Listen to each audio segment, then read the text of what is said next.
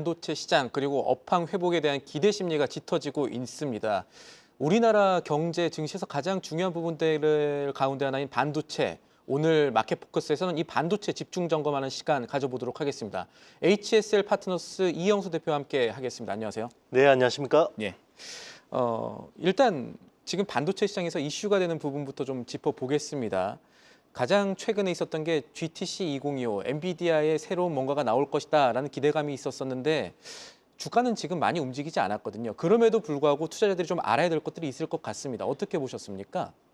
네, 일단 뭐 그냥 예상한 수준대로 나왔기 때문에 뭐 주가에는 그렇게 큰 뭐 영향은 없었던 것 같습니다. 오히려 젠슨 왕의 키노트 발언 이후로 3% 빠졌거든요. 예. 네, 그러니까 그만큼 지금 엔비디아에 대해서 빠진 거죠. 맞습니다. 예. 그럼 그만큼 시장에서 엔비디아에 대해서 이미 많이 알고 있고 그런 기대감들도 충분히 반영돼 있다고 볼 수 있는 거고요. 그럼에도 불구하고 이번 행사를 통해서 확인한 거는 AI 쪽에 대한 수요. 예. 그리고 이제 그동안 엔비디아에 대해서 걱정했던 부분들이 AI의 그 어떤 컴퓨팅 파워가 학습에서 추론으로 가면서 예. 약간 엔비디아의 아성이 흔들릴 수도 있다 이런 이제 걱정들을 했었는데 이제 전혀 그런 건 아니다라는 것들을 확인하게 됐고요. 그리고 이제 차세대 로드맵에 대해서도 이제 지금 명확하게 이야기를 했고 그동안 이제 문제가 됐던 게 블랙웰의 출하 예. 이런 것들이 이제 어떤 생산에서 문제가 있었잖아요. 네, 그런 부분에 대해서도 어느 정도 좀 확신해 가지고 이야기한 것 같습니다. 발열 문제라든가 이런 네네. 것들은 블랙웰이 잡고 그리고 네네.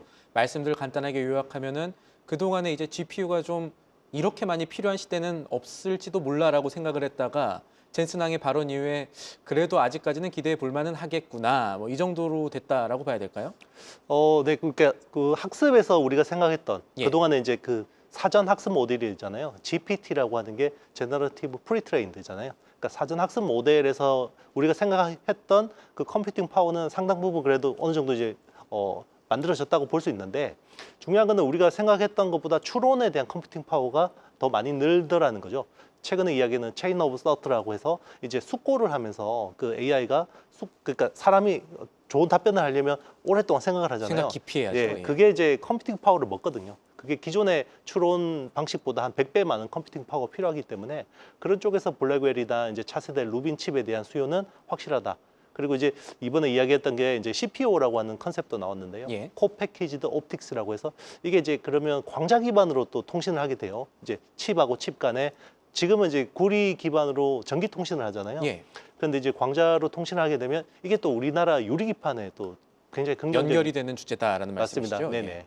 예. 그래서 굉장히 그런 부분들을 좀 유심히 봤고요. 그리고 HBM 쪽은 역시나 SK 하이닉스가 네, 여전히 잘하는구나라고 확인했습니다. 맞습니다. 일단 그러면 모멘텀으로 예상되는 기술들이 실리콘 포토닉스라든가 뭐 소캠 이런 얘기들 나왔었으니까 소캠 하면 지금 SK 하이닉스가 조금 치고 나간 듯한 느낌이 있습니다. 근데 그러려면 소캠이 뭔지 우리가 좀 알아야죠. 이게 어느 정도 파급력이 있는 겁니까? 일단 이제 메모리 반도체의 특성부터 말씀드려야 되는데요. 예. 그러니까 메모리 반도체라는 건 사실 기성품입니다. 커머디티라고 하죠. 그래서 표준이라는 게 있고 이걸 이제 미리 많이 만들어 놓을 수가 있어요.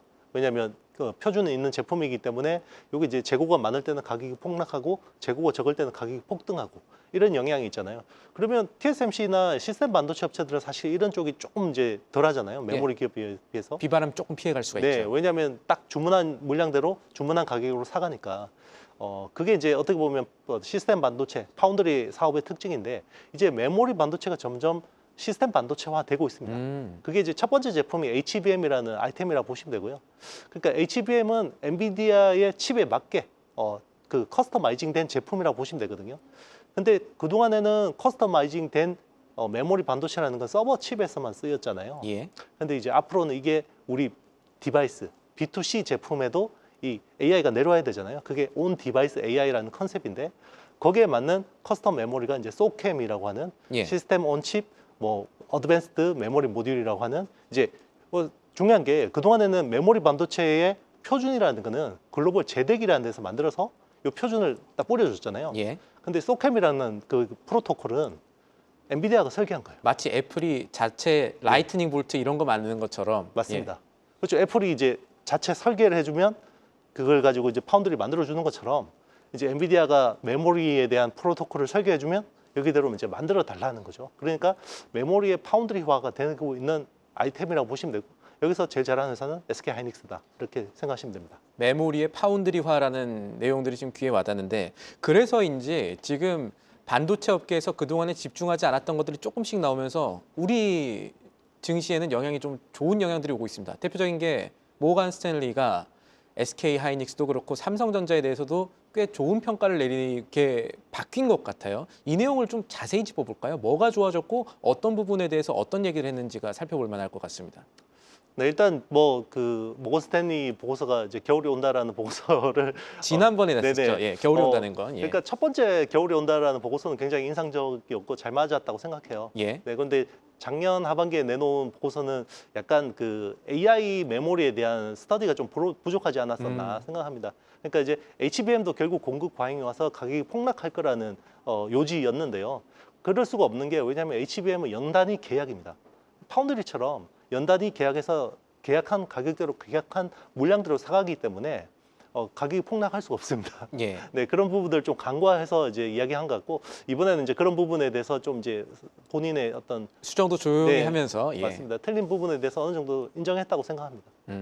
그러면서 이제 SK 하이닉스 같은 경우는 목표 주가도 한 23만 원으로 높이고 비중 축소해서 중립으로 바꾸고 삼성전자에서도 DS 부문 영역이 괜찮다고 하는 거는 뒤집어 말하면 올해 반도체 산업 생각보다 좀 괜찮을 거다라고 봐야 될까요? 우리나라에는 특히. 네, 이제 상반기라는 시계열만 놓고 보면 예. 생각보다 좋은데요. 일단은 우리가 흔히 레거시 메모리라고 하는 이제 전통 메모리 있잖아요. 이제 디램이라든지 아니면 낸드 플래시 쪽이 가격 반등 속도가 생각보다 빨라요. 그게 이제 수요가 막 이렇게 확 올라와서 이런 것도 있긴 있죠. 왜냐하면 중국의 이국 환신이라는 정책 덕분에 예. 요 악성 재고들이 좀 빨리빨리 좀 이렇게 나가고 있는 측면들이 있거든요. 근데 저는 여기서 약간 그 유통 쪽에서 가수요가 붙은 것 같아요. 유통 쪽에 가수요가 붙었다는 네네. 거는 어떤 의미인가요? 그러니까 이게 그 반도체 유통 쪽이 좀 재밌는 측면이 있는데요.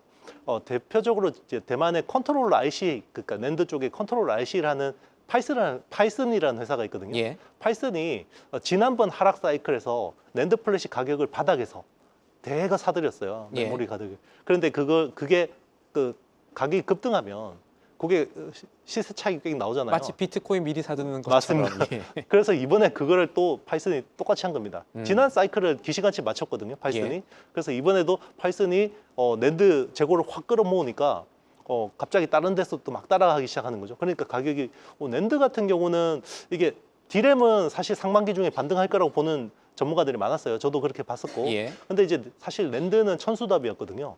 근데 낸드 쪽도 이제 그런 식으로 가수요가 붙다 보니까 일종의 이제 트레이딩 수요가 붙다 보니까 이게 빨리 반등을 한 거예요. 재밌네요. 네네. 이게 대만 쪽에서 그런 가수요가 붙었다는 건 아마 그런 이유가 있을 텐데 과거 패턴도 있었다고 말씀을 하셨고 왜 그럴까라고 생각을 좀 해볼 수가 있을 것 같아요. 왜 그렇다라고 보십니까? 일단 우리가 지난 사이클에서 예. 메모리 반도체 업체들이 가동률을 줄인다라는 거는 사상 초유였거든요. IMF 이후로 처음으로 가동률을 줄여본 거예요. 네. 근데 그때 가동을 줄이고 공급을 줄이니까 가격이 오르더라는 거죠. 원래 한 번이 어렵지 두 번은 쉽거든요.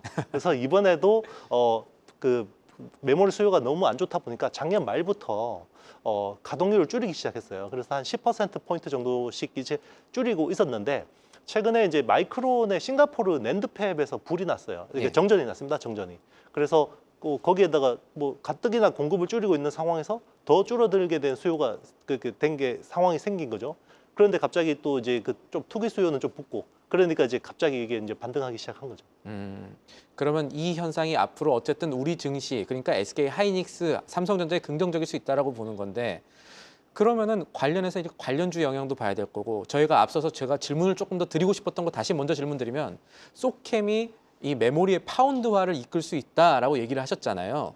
그러면은 SK 하이닉스한테 얼마나 좋은 건지 또 하나는 우리나라에도 소캠의 이 소켓을 공급하는 뭐 ISC라든가 여러 가지 관련주들이 있을 텐데 어느 정도로 지금 투자 측면에서 의미가 있다고 봐야 될지 아니면 뉴스로만 의미가 있다고 봐야 될지 어느 쪽입니까?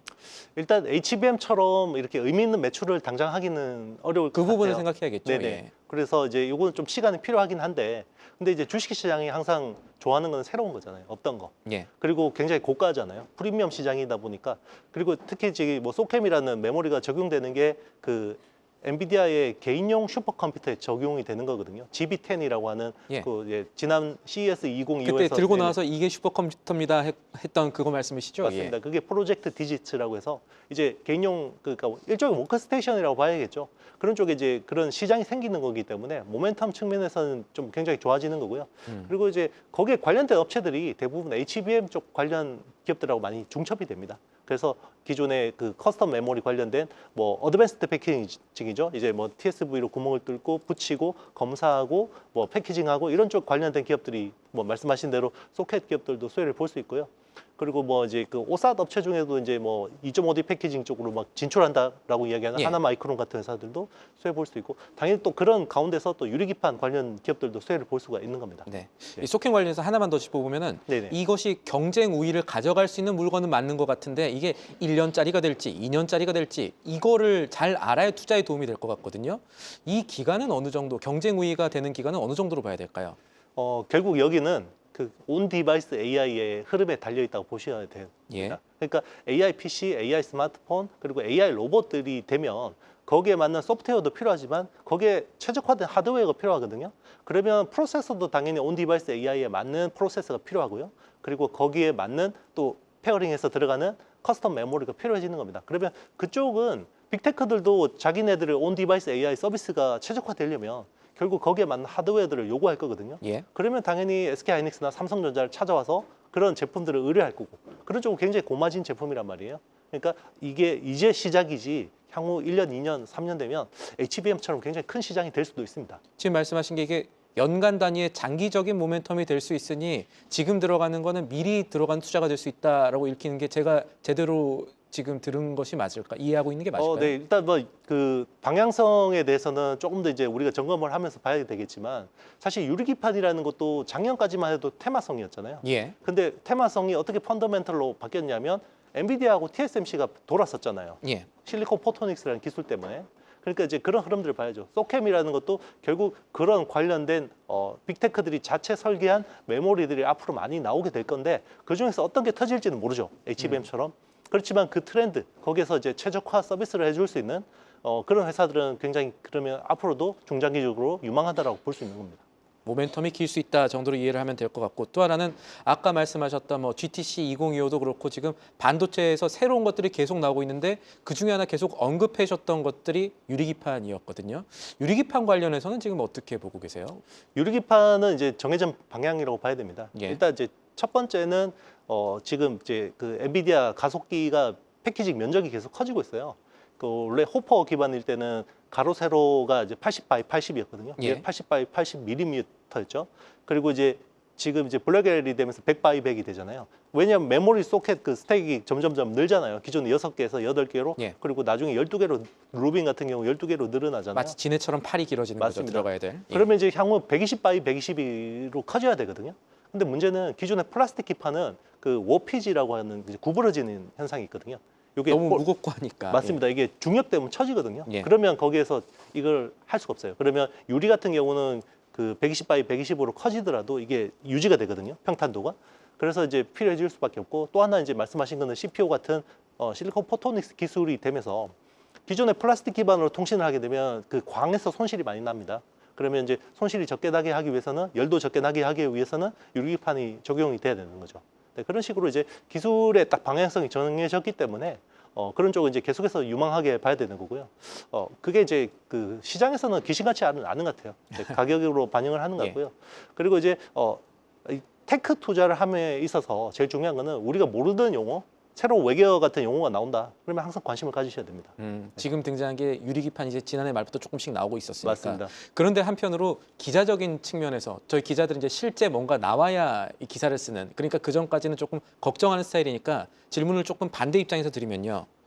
이 유리기판이라는 기술이 성숙하지 않으면 역으로 블랙엘에서 루빈으로 넘어가고 루빈에서 또 파이만으로 넘어가고 이게 조금씩 늦어지지 않을까라는 걱정도 할 수 있을 건데 유리기판 지금 어느 정도까지 와 있습니까? 굉장히 중요한 말씀하신 겁니다. 이게 왜냐하면 그 아무리 좋은 기술도 생산성이 안 나오면 수율이라는 그러니까요. 부분이 안 나오면 안 되는 거거든요. 근데 이제 일단 올 하반기가 그 어떻게 보면 리트머스 시험지입니다. 변곡점이 된다. 네. 하반기가. 양산 들어가는 회사가 SKC 앱솔릭스가 지금 스케줄상 제일 빠르거든요. 예. 그래서 하반기부터 제품이 나오는데 수율 잘 나와야 될 것 같고요. 그런데 이제 중요한 거는 우리나라가 잘할 수 있습니다. 왜 그러냐면 이게 대부분 유리 기반의 어떤 기술들은 예전 디스플레이 기술이거든요. 아하. 네. 예. 그런데 이제 전 세계에서 디스플레이 쪽, 특히나 하이엔드 쪽 기술이 제일 뛰어난 나라는 우리나라고요. 그리고 이제 디스플레이 기업들이 그동안 거의 뭐 이게 정말 수주 관보험에서 엄청나게 오랫동안 헝그리하게 살아남았잖아요. 그래서 새로운 신시장이 열렸기 때문에 정말 죽기 살기로 하는 것 같습니다. 전사적으로 나설 네, 거다. 맞습니다. 그러면 당연히 기대해볼 만한 종목들도 나올 거고 지금 반도체주 투심이 이런 상황에서 살아나고 있다면 투자자시기도 하니까 투자 측면에서 어느 종목들이 지금 꼽아볼 만할까요? 일단 유리기판 쪽에서 시장에서 대장주라고 인정하는 기업들은 필옵틱스 같은 이제 TGV라고 하는 그 가공 장비를 하는 회사 그리고 예. 케미컬을 하는 YC캠 여기 두 회사가 거의 대장주처럼 돼 있는 것 같아요. 근데 사실 밸류 쪽으로 보면 펀더멘털로 보면 이게 밸류가 안 나오거든요. 근데 이제 최근에 이쪽으로 새로 진입한 밸류 체인에서 중요한 역할을 하는 회사들이 있는데 대표적으로 캠트로닉스 같은 회사들 그리고 이제 KC텍 같은 회사들이 유리기판 쪽에 중요한 역할을 하는데 이런 회사들은 작년에 그래도 영업이익이 400억, 500억 정도 나오는 회사들이거든요. 그러니까 하방이 있는 거죠. 그러니까 시총이 지금 그래도 최근에 많이 오르긴 했지만 5천억대 내외에서 요 정도 실적 하방이 있으면 뭐 지금 따라붙어도 충분히 업사이드가 있지 않을까 생각합니다. 네. 그러니까 오히려 지금 밸류 측면에서 봤을 때는 뒤늦게 이름이 알려지고 있는 기업들 찾아보는 것도 지금 상황에서 나쁘지 않다. 이렇게 이해를 해봐야 될 것 같습니다. 투자 성향인데요. 이게 본인이 손절 잘하고 이게 트레이딩 잘 따라붙고 하시는 분들은 대장주 매매, 모멘텀 있는 대장주 매매가 나을 수도 있고요. 예. 그렇지 않고 뭐 본업 있고 항상 이렇게 주가창을 들여다볼 시간이 없으신 분들은 그래도 하방에 있는 회사들 꾸준히 모아가는 투자가 그래도 낫지 않을까 생각합니다. 알겠습니다. 네. 네, 지금까지 HSL 파트너스 이영수 대표와 함께 이 반도체 시장 집중 점검해봤습니다. 의미 있는 내용들 들었습니다. 감사합니다. 계속해서 다양한 경제 이슈를 알고 싶다면 구독과 좋아요, 알림 설정 부탁드립니다. AI 캐스터 권미정이었습니다.